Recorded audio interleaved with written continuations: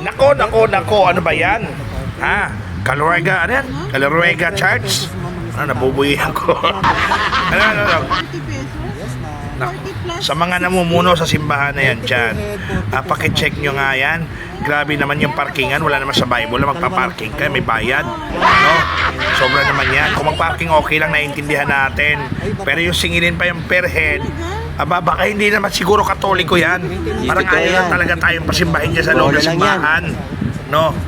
Shout out doon sa pare, kung sino man namumuno sa parokya na yan. Dapat malaman nyo, hindi na maganda yan, sisirain ang ating relihiyon yan. So kailangan yung tao na yan, maimbestigahan yan. Kaya mga namumuno dyan, sobra naman, no? Kung totoo yan, sobra naman, no?